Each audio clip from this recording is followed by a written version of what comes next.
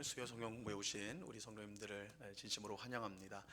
오늘은 히브리서 공부 세 번째 시간입니다. 1장 5절부터 14절까지의 내용을 우리가 오늘 함께 공부해 보도록 하겠습니다. 나눠드린 유인물을 보시면요, 우리가 오늘 보고자 하는 1장 5절부터 14절의 주제라고 할까요? 주제를 말하면 천사보다 훨씬 뛰어나신 예수님, 천사보다 훨씬 뛰어나신 예수님, 이렇게 할 수가 있습니다. 우리가 이제 약간 복습을 해보면요, 지난 시간에 봤던 걸 1장 1절부터 4절까지의 이 말씀의 핵심은 하나님께서 구약시대의 선지자들을 통하여서 여러 부분적으로 또 다양하게 말씀을 하셨다, 이렇게 이제 1장 1절에서 그렇게 말씀하고 있죠. 하나님은 우리를 찾아와서 우리에게 말씀하시는 하나님이세요. 그런데 구약시대에는 선지자들, 특별히 선지자들을 통해서 말씀을 주셨는데, 그 특징은 부분적이고 또한 점진적인 여러 모양 여러 모습으로 그 내용이 전해졌다, 이렇게 이제 되어집니다. 그런데 마지막 때에는 하나님께서 그 아들을 통해서, 그러니까 구약시대에는 선지자인데 이 마지막 때, 종말의 때에는 아들을 통해서 말씀을 해주세요. 근데 이 아들을 통해 주시는 말씀은 최종적이고 또한 이제 완전한 말씀이다, 이런 점에서 구별이 된다고 할 수가 있습니다. 이렇게 보면 우리가 이 구약 시대의 선지자를 통해 주신 말씀도 하나님의 말씀으로서 당연히 귀를 기울여야 되는데, 사실 이스라엘 백성들이 그 말씀에 듣기를 실패하죠. 불순종합니다. 그래서 늘 들으라 들으라 그러잖아요. 선지자들이 외치지 않습니까? 들으라고. 근데 이스라엘 백성이 실패한다고요. 근데 마지막 때에는 하나님께서 누구를 보내요? 자기 아들을 보내서 말씀을 주시는 거예요. 이건 최종적인 최종적이고 완전한 말씀을 주시거든요. 그렇다면 그 말씀을 귀 기울이지 않는다면 그것은 구약시대 선지자의 말을 무시했던 것과는, 무시했어도 망했는데, 아들의 말을, 최종적인 완전한 말씀을 듣고 이제 듣지 않는다면 그것은 정말 심판을 피할 수가 없는 것이죠. 그래서 하나님께서 우리에게 말씀하시는 하나님, 그런데 마지막 때는 아들을 통해서 우리에게 말씀하셨다, 이 사실을 히브리서는 말하고 있습니다. 이 선지자를 통해 주신 말씀의 성격이라고 할까요? 그것은 약속이라고 할 수가 있습니다. 그래서 구약 성경은 계속해서 약속을 주세요. 하나님께서 이루실 구원, 하나님께서 그 메시아를 보내서 구원하시리라는 이 약속을 했다면, 이제 아들을 통해서 주시는 말씀의 성격은 완성, 성취라고 할 수가 있습니다. 그래서 구약시대에 하나님의 말씀이 약속을 했다면, 이제 아들을 통해, 신약시대에 아들을 통해서 하시는 말씀은 성취, 그 아들을 통해서 성취된 말씀이다, 이렇게 알 수가 있어요. 자, 그러면 이렇게 이제 아들을 통해 주신 최종적인 말씀을 주셨다 하면서 이어지는 것은, 그 아들은 그럼 누구냐, 그 아들은 어떤 존재냐라는 것이죠. 그게 이제 1장 2절부터 4절까지 설명이 돼요. 자, 먼저 아들은 만유의 상속자이고 또한 창조자다, 이렇게 말하고 있어요. 만유의 상속자가 되시고 창조자다, 또 하나님의 본질을 그대로 보여주는 하나님이시다. 아들은 또한 하나님이세요. 또한 그의 능력 있는 말씀으로 모든 것을 섭리하시는, 만물을 붙드시는 분이다, 이렇게 합니다. 또 죄를 깨끗하게 하시고, 이 깨끗하게 했다라는 것을 우리가 재창조다, 이렇게 말씀을 드렸습니다. 그 다음에 권능자의 우편에 앉으셨다, 높이 있는 권능자의 우편에 앉으셨다. 이거는 하나님 우편에 앉았다는 뜻인데, 우편이라는, 하나님 우편에 앉았다는 뜻이 뭐라고 그랬어요? 이 방향으로 우편이 아니라 하나님의 모든 권세를 위임받은, 정권을 받은 자리가 오른편이에요. 그래서 예수님은 하나님의 정권을 받은 통치자, 왕이시다라는 것입니다. 자, 그래서 아들은 요약하자면 창조주가 되시고 왕이시고 대제사장, 죄를 사해 주시는 대제사장이다, 이렇게 이제 하는데, 이것이 이제 히브리서 전체를 통해서 우리에게 예수님은 창조주시요, 또한 대제사장이시오, 또한 왕이시다, 이 사실이 계속해서 반복해서 우리에게 자세히 알려지고 있습니다. 그래서 이 서론을 통해서 우리가 히브리서 전체의 내용들의 예고편을 본다고 할 수가 있어요. 자, 그러면서 이제 1장 4절 마지막에는 뭐라고 하냐면, 천사와는 비교할 수 없는 탁월한 이름을 아들이 가졌다, 이렇게 말을 해요. 이 천사가 등장합니다. 아들과 천사를 비교를 해요. 자, 왜 그렇게 하는가? 두 번째 단락을 보면, 아들과 천사를 비교하는 이유는 천사를 통해 율법이 주어졌기 때문이다 하겠습니다. 우리가 아는 것처럼 모세를 통해 하나님께서 율법을 주셨죠, 시내산에서. 그런데 이제 우리가 성경에 보면 이 율법이 모세한테 직접 전해진 것이 아니라 천사들을 통해서 간접적으로 모세에게 전해졌다, 이렇게 이제 성경이 말하고 있습니다. 그래서 이 율법이 천사를 매개로 하여서 주어졌다라는 점에서 이 점 아들하고 비교가 되는데요. 이 히브리서가 왜 쓰여졌는가, 첫 시간에 이제 말씀드린 대로 아마도 이거 이제 내용들을 보면서 우리가 추론을 할 수가 있는 건데, 히브리서는 특별히 오늘 아마 이제 읽은 본문 1장 5절부터 14절을 딱 보니까 이 특징이 뭐예요? 두드러지는 특징이 구약 성경의 인용이 엄청나게 되죠, 그죠? 다 구약 성경, 매절마다 구약 성경이 다 인용이 돼요. 그래서 오늘 이제 하나씩 볼 텐데, 구약 성경을 이렇게 많이 인용하는 이유는 이 히브리서를 받는 성도들, 청중들이 어떤 사람이란 뜻이에요? 구약 성경을 잘 아는 사람들이. 모르는 사람한테 막 구약 성경 내용을 막 쓰진 않을 거라고요. 그래서 아마 이제 이 히브리서 자체가 구약 성경의 내용들, 이제 나중에 8, 9장 넘어가면 제사법에 대해서도 아주 자세하게 논의를 하고, 이제 멜기세덱 제사장이나 뭐 이렇게 대제사장이나 이런 구약적인 내용들이 굉장히 폭넓게 다뤄져요. 깊게 다뤄진다고요. 그래서 아마도 이 히브리서는 유대인들이 읽었던 성경이었구나, 그래서 유대 그리스도인들을 대상으로 했겠구나, 이렇게 생각이 되는 거예요. 그럼 유대 그리스도인들에게 왜 썼는가? 이제 히브리서 내용들을 보면 믿음에서 후퇴하면 안 된다, 이 말씀이 많이 나와요. 그래서 그런 걸 추론할 때 이 유대인들이 예수님을 믿어서 복음을 받고 예수를 믿어서 그리스도인이 됐는데 이 어떤 이유로 다시 돌아가려고 하는 거예요. 유대교로 다시 돌아가려고 하는 거예요. 그럼 어떤 이유일까? 이제 크게 두 가지로 생각을 해요. 첫 번째는 핍박 때문에 그래요. 핍박. 초대교회는 계속 핍박을 많이 받았잖아요. 신앙 때문에. 내가 그리스도인이라는 이유만으로도 집에서 쫓겨나고 직장에서 쫓겨나고 핍박을 받았던 시대란 말이에요. 그런데 유대교는 로마 제국이 공인한 종교였어요. 그렇기 때문에 유대교는 핍박을 받지 않았습니다. 보호를 받았어요. 그러니까 자신이 이전에 유대인일 때는 아무런 법적으로 아무런 하자가 없었어요. 핍박이 없었단 말이에요. 근데 예수님을 믿고 예수님을 구원자로 믿고 기독교인이 되니까 이 핍박이 왔단 말이죠. 내가 이거 안 되겠다. 돌아가려고 하는 거예요. 유대교로. 뭐 비슷하니까 내가 하나님 믿는 건 똑같은 것 같은데 돌아가려고 하는 거예요. 그게 이제 첫 번째고, 두 번째는 우리 이제 그 속죄에 대해서 히브리서는 죄를 씻는 거에 대해서 굉장히 이제 제사법들을 강조를 하는데, 유대인들이 죄를 씻을 때는 죄를 씻으려고 하면 어떻게 해야 돼요? 짐승을 가지고 성전에 갔죠. 성전에 딱 갔단 말이에요.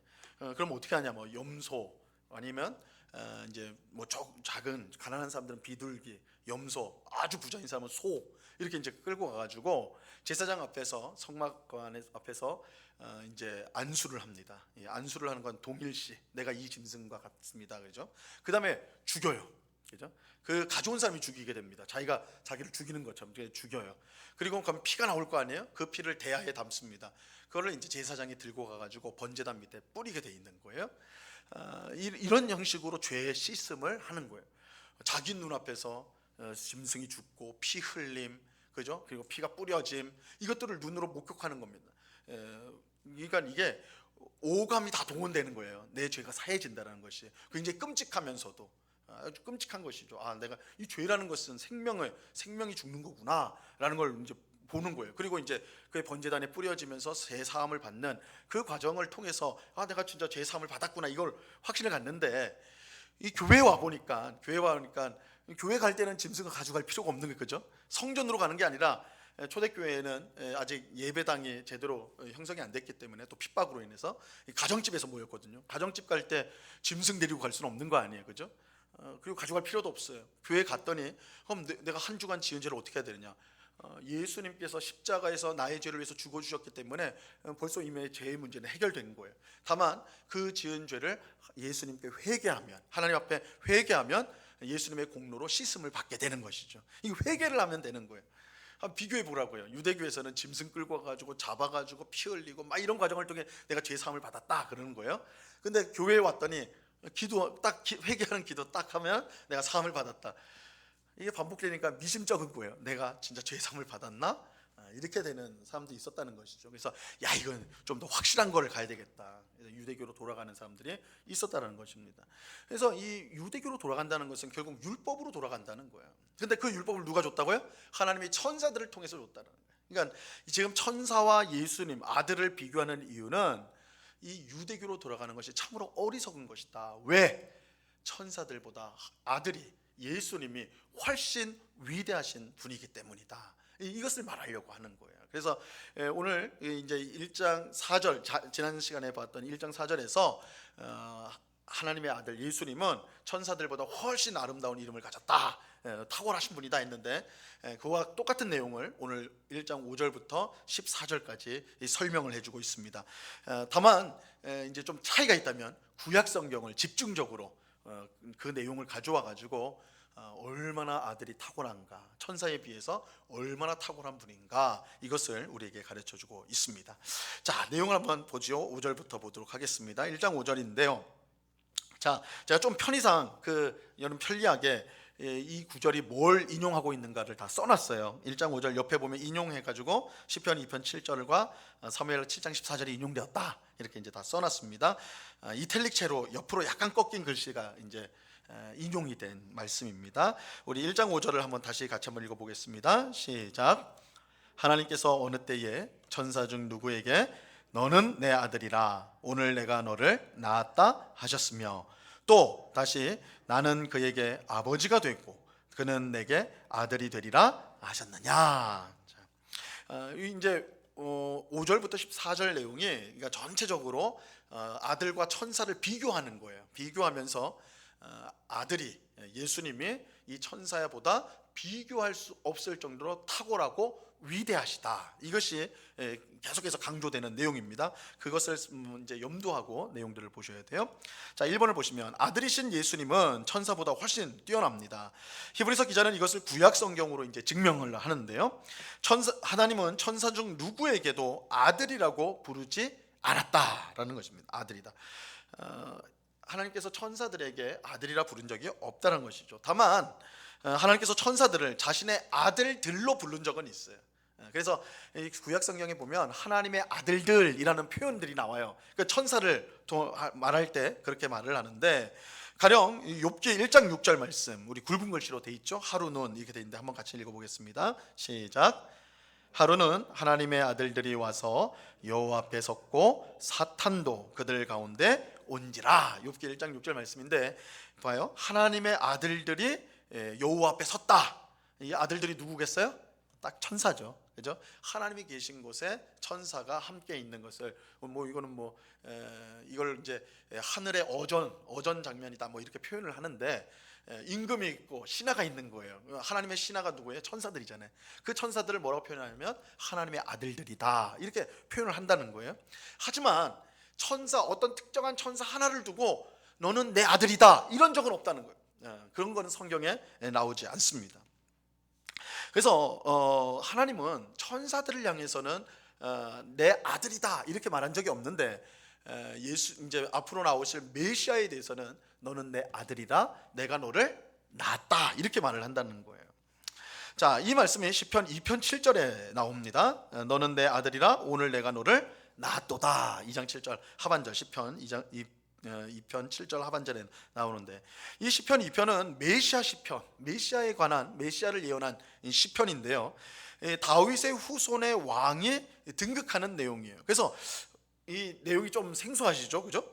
내가 너를 낳았다 이렇게 말하니까, 내가 너를 낳았다, 하나님이 낳았다 이러니까 좀 생소한 표현인데, 여기서 이 낳았다라는 것은 좀 비유적으로 왕으로 세웠다, 이렇게 내가 너를 낳았다, 내가 너를 낳았다, 아들인데 그 아들을 왕으로 세웠다, 이런 의미로 사용하는 것입니다. 그래서 천사들에게는 아들이라고 부른 적이 없어요. 이 메시아, 다윗 자손으로 오실 메시아에게 아들이다 이렇게 부르며 그를 왕으로 세웠다, 이렇게 이제 말씀하는 겁니다.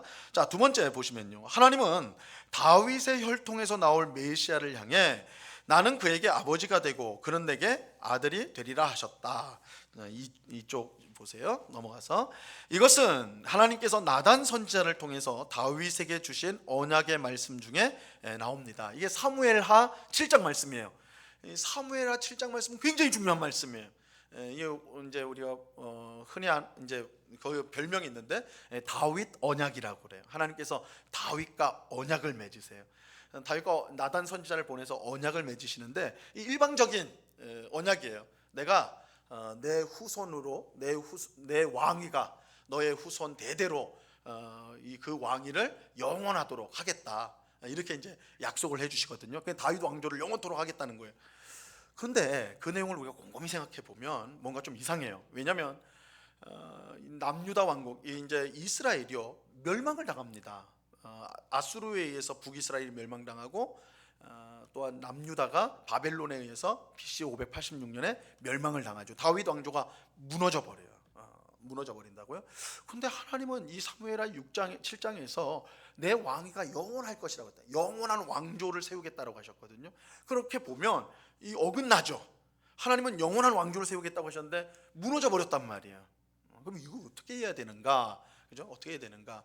이거는 다윗의 후손 가운데 하나님이 메시아를 보낼 것이다라는 단순히 다윗의 혈통의 임금들이 끊임없이 나올 것이라는 의미보다는 다윗의 혈통 가운데 영원한 왕 하나님의 아들이 메시아로 올 것이라는 예언으로 받을 수가 있다라는 것이죠. 이런 점에서 우리가 이제 복음서를 보시면 예수님을 사람들이 부를 때 뭐라고 하냐면 다윗의 자손 예수여라고 하죠. 다윗의 자손. 이게 바로 사무엘하 7장과 연결되는 다윗 언약과 연결되는 말씀입니다. 그래서 이제 굉장히 중요한 사무엘의 7장 말씀은 굉장히 중요한 말씀인데요.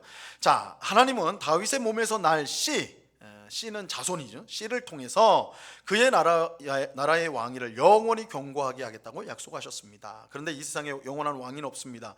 심지어 다윗의 왕위는 바벨론의 침공으로 남유다가 멸망할 때 무너졌죠. 그렇게 하나님께서 약속하신 영원한 왕위는 단순히 다윗의 혈통에서 나온 자손이 아니라 그의 혈통에서 나올 하나님이 보내실 메시아를 뜻하는 것입니다. 하나님은 다윗의 혈통에서 나올 메시아를 향해서 나는 그에게 아버지가 되고 그는 내게 아들이 된다. 아들이다. 이렇게 말씀하셨다는 것이죠. 자, 이것은 하나님께서 그 어떤 천사에게도 하신 말씀이 아닌 것이죠. 천사를 향해서는 아들이라고 말한 적이 없어요. 그러나 이 메시아 예수님에 대해서는 아들이다. 너네 아들이다. 이렇게 말씀하셨다는 겁니다. 자, 3번 보세요. 예수님은 하나님이 낳은 아들이며 다윗의 자손으로 영원한 왕위를 약속받은 하나님 나라의 왕입니다. 그렇기에 그 어떤 전사보다 위대하다 할 수가 있습니다. 자, 1장 6절로 가시면요. 1장 6절 말씀은 신명기 32장 43절 혹은 시편 97편 7절 말씀 이 둘 중에 아마 하나를 인용한 것으로 이제 보입니다. 자, 1번을 보세요. 하나님은 이 말씀 같이 한번 읽어보죠. 6절 같이 읽습니다. 시작. 또 그가 맏아들을 이끌어 세상에 다시 들어오게 하실 때에 하나님의 모든 천사들은 그에게 경배할지어다 말씀하시며 하나님의 모든 천사들은 그에게 경배할지어다 말씀하셨다 이런 거예요. 맏아들에게. 자, 1번 보시면 하나님은 온 세상을 구원하기 위해 이스라엘을 맏아들로 택하셨습니다. 그가 맏아들을 이끌어 세상에 다시 들어오게 하셨다. 이게 맏아들이죠.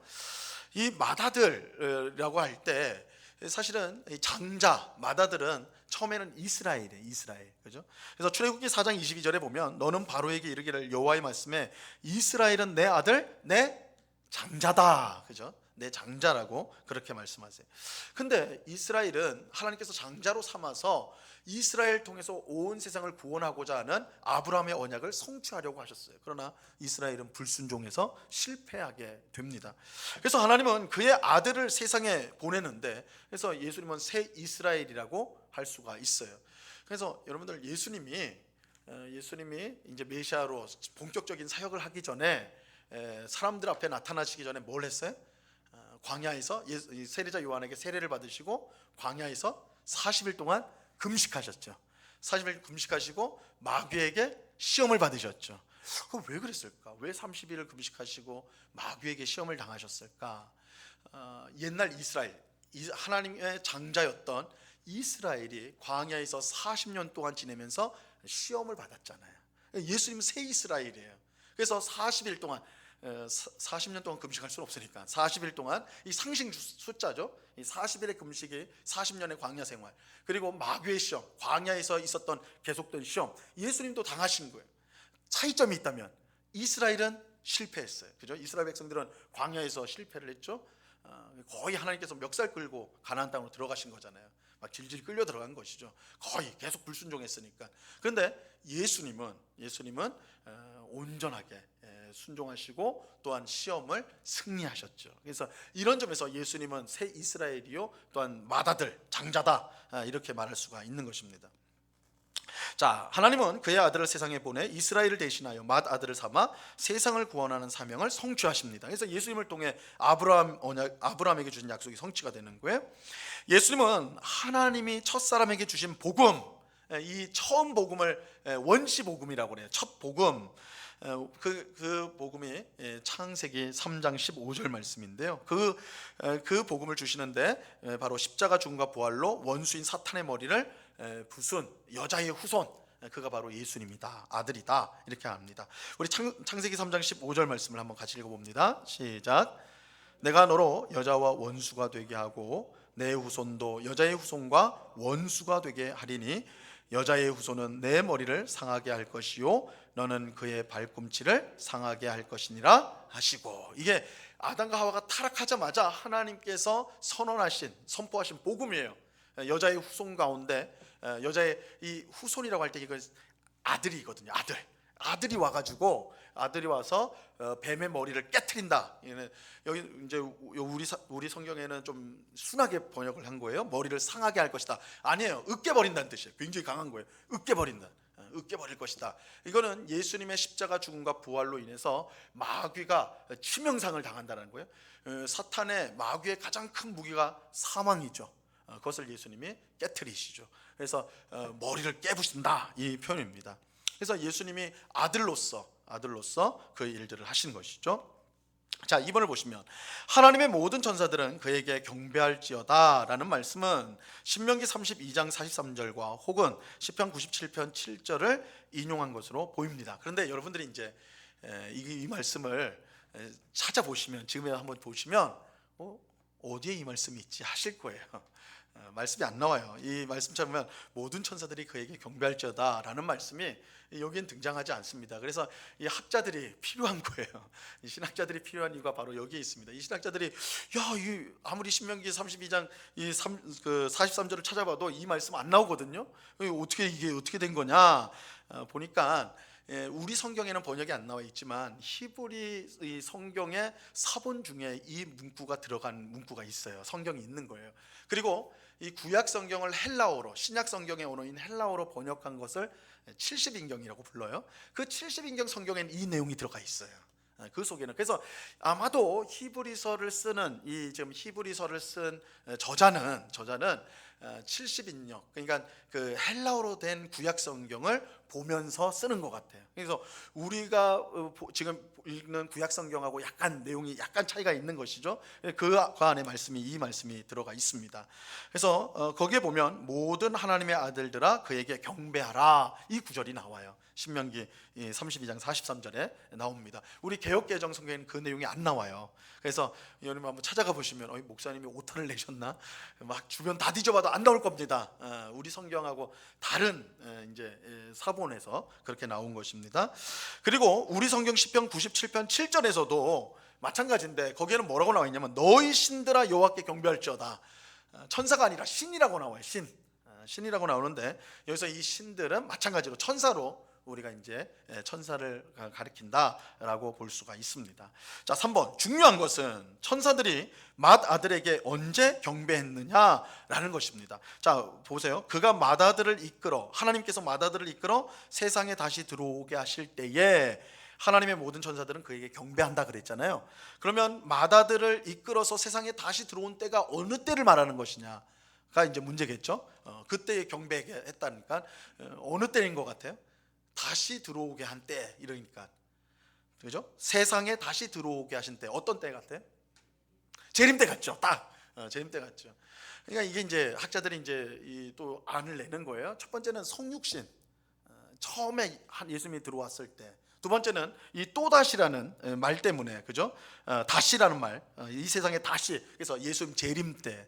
그리고 세 번째는 예수님께서 죽으시고 십자가에서 죽으시고 부활하시고 하나님 우편에 앉으신 높아지심, 승귀 때, 이렇게 이제 세 가지 견해가 있는데 사실은 예수님이 높임을 받았을 때라고 보는 게 맞습니다.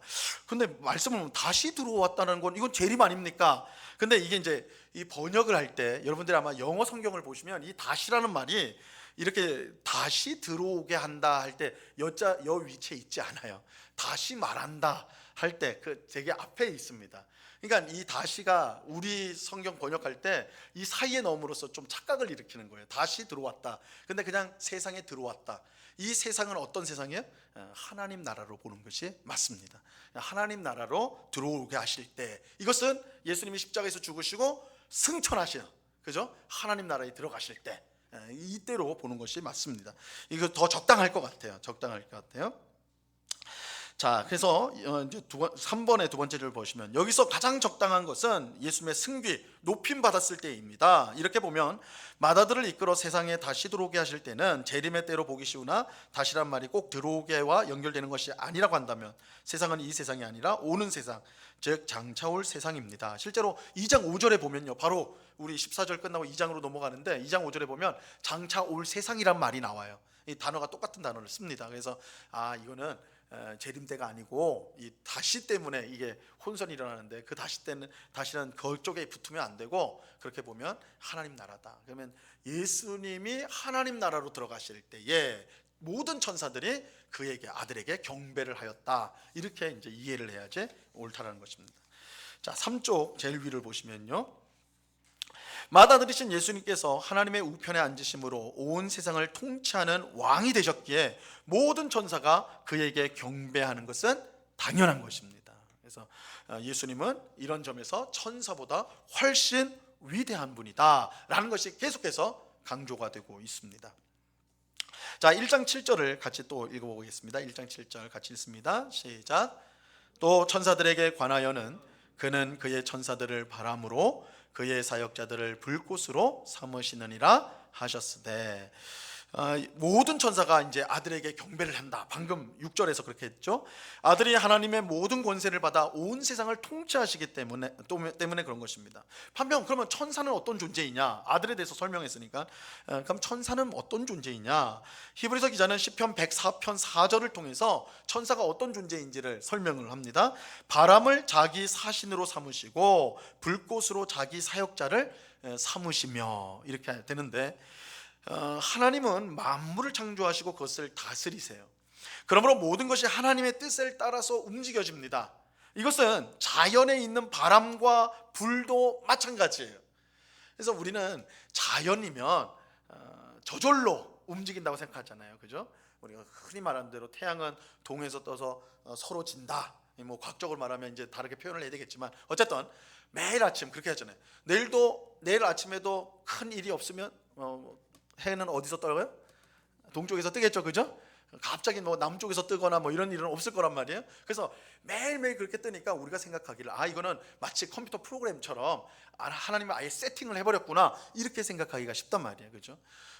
그렇게 이제 생각하는 이제 사람들이 있습니다. 그걸 이신론이라고 부르는데, 하나님은 세상을 처음 창조하셨을 때 시스템을 다 만들어놨다는 거예요. 그리고 하나님 간섭 안 한다는 거예요. 다 뒷걸음 딱 뒤에서 팔짱 끼고 지켜만 보신다는 거예요. 그러니까 그 사람들은 이제 기적을 믿지 않죠. 왜냐하면 하나님 더 이상 개입을 안 하시니까. 하지만 성경은 하나님이 이렇게 시스템을 만들어 놓고 저절로 움직이도록 했다고 말씀하지 않아요. 오히려 말씀으로 세상을 붙들고 계신다, 유지하고 계신다라고 말씀을 하고 있어요. 우리 이브리서 지난 시간에 본 거거든요. 하나님 말씀으로 만물을 붙드신다, 섭리하신다라는 거예요. 그래서 이 세상에 일어나는 모든 우리가 보는 자연적인 것, 바람이 부는 것, 불이 나는 것, 그것들이 사실은 하나님으로 인해서 그 움직임들이 다 있다라는 것입니다. 자, 그래서 히브리서 기자는 이러한 자연에 대한 하나님의 통치가 천사들을 통해서 이루어진다고 말을 하고 있는 것 같아요. 그래서 그는 그의 천사들을 바람으로 그의 사역자들을 불꽃으로 삼으셨다. 이 표현이 하나님께서 이 만물들을 다 섭리하시는데 그 수단이 뭐냐? 그렇게 하도록 하는 도구가 뭐냐? 천사들이다. 이 말씀을 그렇게 이해를 한 것 같아요. 자, 그래서 핵심은 아들은 경배를 받으시는 분이지만, 그죠? 천사들에게 경배를 받지만 천사는 어떤 존재예요? 피조물로서 하나님의 뜻을 수행하는 섬기는 자예요. 섬기는 자. 그러니까 여기서 결정적으로 차이가 나는 거죠. 아들은 경배를 받는 자예요. 그런데 천사들은 섬기는 자예요. 섬기는 자. 이제 우리가 뒤에 가서 보면 알겠지만 하나님을 섬길 뿐만 아니라 또 누구를 섬겨요? 구원받은 우리를 섬겨요. 그러니까 어떻게 보면 우리가 천사가 대단하다 하지만 사실 어느 면에서는 사람보다 덜한 존재예요. 이제 나중에 이제 그 내용이 나옵니다. 자, 그래서 그만큼 아들이 높으시다는 걸 또 알려주는 것입니다. 자, 1장 8절입니다. 1장 8절 같이 읽어봅니다. 시작. 아들에 관하여는 하나님이여 주의 보좌는 영영하며 주의 나라의 규는 공평한 규이니이다. 자, 천사들은 피조물로서 섬기는 자이지만 아들은 하나님의 모든 권세를 가지고 통치하시는 왕이십니다. 앞절인 7절에서 천사들이 어떤 존재인지를 설명한 히브리서 기자는 이제 아들에 관해서 설명합니다. 지금 왔다 갔다 하는 거예요, 그죠? 아들을 설명했다, 천사를 설명했다. 중요한 것은 이 대조를 통해서, 비교를 통해서 뭘 나타내는 거예요? 아들이 위대하다. 아들이 위대하다. 그러니까 지금 그 메시지를 계속해서 구약 성경을 다양하게 끌어오면서 계속해서 강조를 하고 있습니다. 자, 히브리서 기자는 시편 45편 6절을 인용을 하는데요. 하나님이여 주의 보좌는 영영하며 영원하며 주의 나라의 규는 공평한 규이니이다. 자, 시편 45편은 왕을 위하여 지은 시입니다. 그래서 시편 45편 1절에 보면 왕을 위하여 지은 것을 말하리니 이렇게 돼 있어요. 그래서 이거 보통 이제 제왕시라고 그래요. 그러니까 시편은 장르들이 여럿 있어요. 그래서 이제 뭐 기도하는 감사시도 있고 탄원시도 있고 이제 아까 이제 시편 2편 같은 경우는 이제 메시아를 보여줘 예표하는 메시아 시도 있고 또 이제 제왕시라고 그래요. 이 왕에 대한 시도 있습니다. 이렇게 이제 이 45편은 시편 45편은 제왕시인데 시편 45편이 찬송하는 왕의 가장 가까운 인물은 다윗입니다. 다윗이 공의로 정의로 세상을 다스린다 했을 때 이 다윗의 통치의 특징이 바로 공의와 정의예요. 공의와 정의로 다스렸다. 그래서 이 다윗에 가장 가까운 거예요. 그 시편의 내용들이. 그런데 히브리서 기자가 인용한 시편 45편 6절 말씀은 하나님에 관한 왕이신 하나님에 대한 말씀이에요. 그죠? 주의 보좌는 영영하며 주의 나라의 규는 공평한 규입니다. 이건 하나님, 왕이신 하나님에 대한 말씀이거든요. 자, 이 구절을 히브리서 기자는 아들에게 바로 적용해 버려요. 그러니까 구약 성경은 분명히 하나님에 대해서 말한 건데 히브리서 기자는 그걸 아들이신 예수님에게 바로 적용해 버립니다. 자, 이것은 아들이 다윗의 자손일 뿐만 아니라 하나님과 동등한 왕임을 보여주기 위함인 거예요. 하나님에 관한 말씀인 시편 45편 6절은 예수님에 의해 성취가 되는 것입니다. 이것은 섬기는 이에 불과한 천사와 비교할 때 왕이신 예수님이 얼마나 위대한가를 또한 분명히 보여주는 것이죠. 아들은 영원히 다스리는 왕인데 특별히 공평하게 다스리는 의로운 왕이다. 이것을 이 시편 45편 6절은 말씀해주고 있습니다. 자, 이어지는 1장 9절을 또 보도록 하겠습니다. 같이 읽습니다. 시작. 주께서 의를 사랑하시고 불법을 미워하셨으니 그러므로 하나님 곧 주의 하나님이 즐거움의 기름을 주께 부어 주를 동료들보다 뛰어나게 하셨도다 하였고. 자, 이 1장 9절 말씀은 1장 8절과 이어지는 거예요. 그래서 앞절에 이어서 히브리서 기자는 시편 45편 7절을 인용합니다. 방금은 6절을 인용했고 지금은 7절을 인용해요. 시편 45편 6절이 하나님에 관한 내용이라면 이 이어지는 7절은 다윗과 그의 후손들인 인간 왕에 관한 내용입니다. 아들은 하나님과 동등하며 그의 모든 권세를 받아 통치하는 왕이지만 4페이지 제일 위입니다. 동시에 사람이에요. 동시에 사람.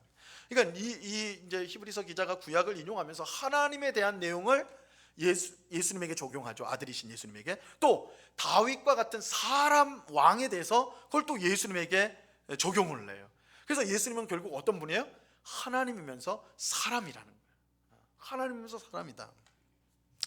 자, 그런데 이제 중요한 사실은 아들이 하나님의 뜻에 완전히 순종하여 의를 사랑하고 불법을 미워했다는 것입니다. 하나님은 그런 아들을 기뻐하셔서 동료들보다 뛰어나게 하셨다. 여기서 동료들은 여기서 천사들, 1차적으로는 천사들을 가리킨다 할 수가 있습니다. 아들이신 예수님은 분명 모든 권세를 가진 왕이지만 동시에 아버지 하나님께 온전히 순종하신 분이시다. 이것도 사실은 앞으로 펼쳐질 이 히브리서 내용의 중요한 내용이에요. 예수님은 순종하는 아들이시다. 예수님은 하나님이시거든요. 히브리서 기자가 분명히 말을 해요. 1장 앞부분에서 천지를 창조하시고 그의 말씀으로 만물을 붙드신다. 이거 하나님이시거든요. 방금도 주의 보좌는 영원하다. 하나님이시잖아요. 예수님은 하나님이세요. 그런데 하나님이신 예수님이 그 아버지 하나님 앞에 온전히 순종하세요. 뭘 통해요? 고난을 통해서. 고난을 통해서 순종하는 것을 배우시고 또 하나님께 온전한 순종을 드린다. 그래서 이 히브리서의 굉장히 이제 중요한 주제가 여기서 한번 맛보기로 이렇게 등장하는 겁니다. 예수님께서는 순종하시는 분이셨다. 자, 1장 10절로 가겠습니다. 같이 읽어보겠습니다. 시작. 또 주여 태초에 주께서 땅에 기초를 두셨으며 하늘도 주의 손으로 지으신 바라. 자, 히브리서 기자는 계속 아들에 관해 설명합니다. 또 그랬죠. 또 그러니까 계속 아들에 관해 설명하는데 시편 102편 말씀을 인용을 합니다. 이 시편은 고난 받는 사람이 하나님께 부르짖는 기도예요. 부르짖는 기도인데 시편 기자는 주의 분노와 진노로 인해서 절망에 빠집니다. 그래서 하나님 앞에 부르짖고 도와달라고 기도하는데 그래서 원수가 나를 너무나 고통스럽게 하는데 궁극적인 문제는 원수도 아니에요. 하나님의 진노.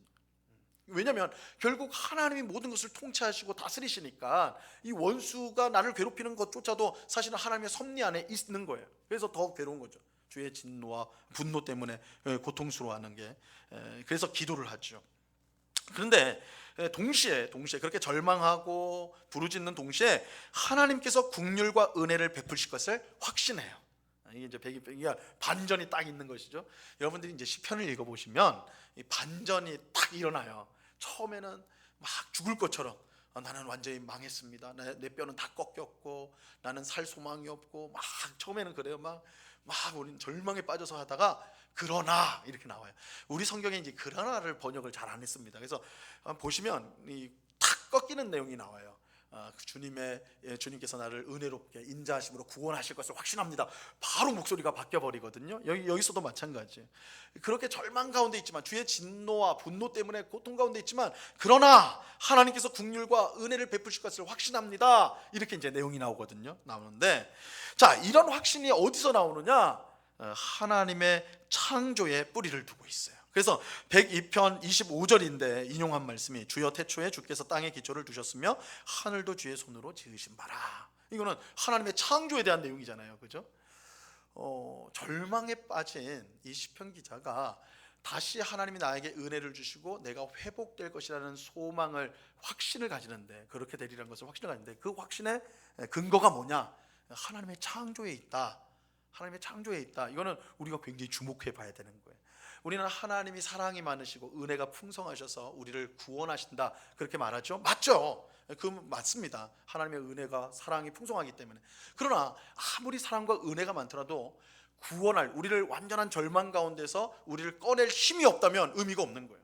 우리가 길을 지나가다가 불쌍한 사람들 보죠. 어려움을 당한 사람을 봅니다. 근데 나도 도울 힘이 하나도 없다면 아무리 내가 불쌍한 마음을 갖는다 할지라도 실질적인 도움을 줄 수가 없겠죠. 하나님이 아무리 사랑이 많으시고 긍휼이 풍성하신 분이라도 그가 내가 처한 절망의 상황 가운데 건질 힘이 없다면 소용이 없는 거예요. 근데 시편 기자가 하나님께서 은혜로 나를 긍휼히 여겨 주실 것이다 확신하는데 그 확신의 근거가 뭐예요? 하나님은 세상을 창조하신 분이다. 세상을 창조했다는 건 뭐예요? 그는 뭐든지 할 수 있는 분이라는 거예요. 전지전능하시다는 표현을 그는 세상을 창조하신 분이다 이렇게 말을 하고 있는 거예요.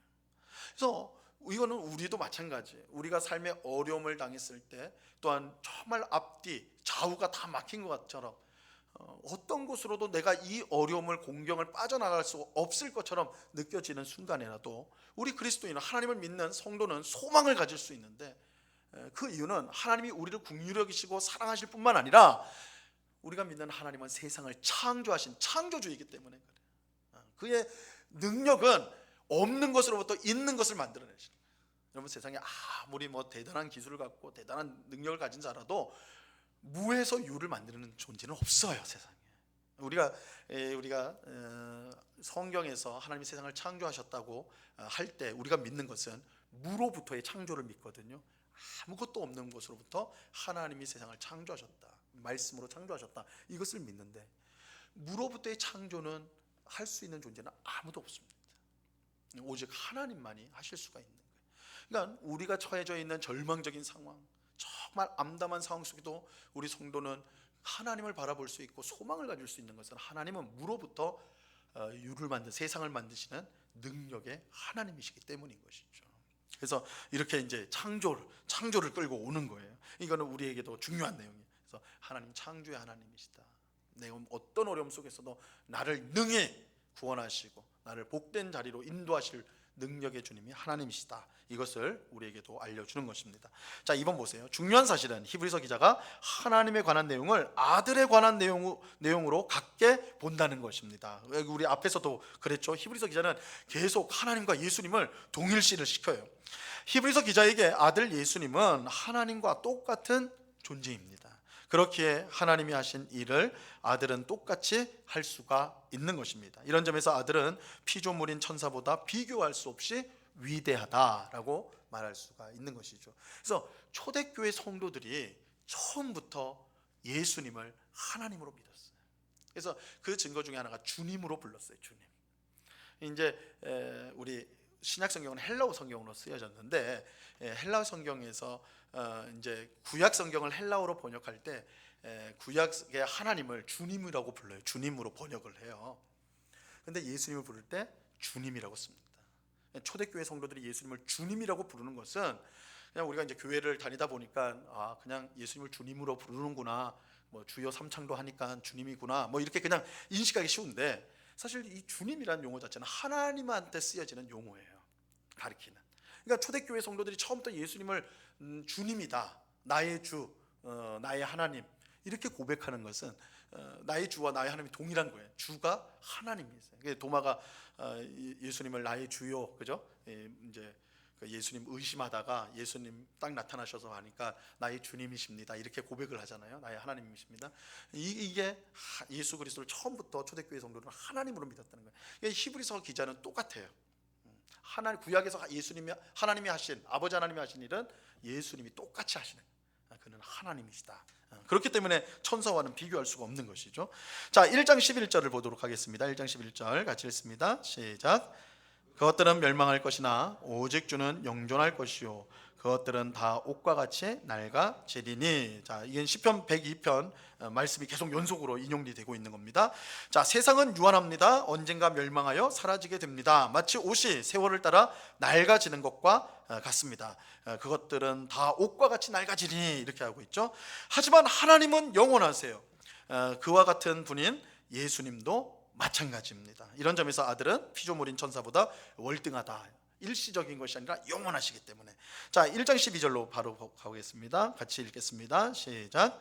의복처럼 갈아입을 것이요 그것들은 옷과 같이 변할 것이나 주는 여전하여 연대가 다함이 없으리라 하였으나. 이것도 사실은 앞에 구절과 계속해서 같은 내용이 반복됩니다.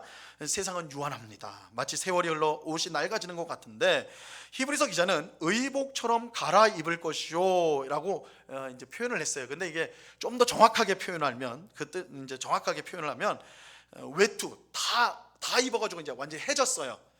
그럼 완전히 이제 수명을 다한 외투 있잖아요. 외투.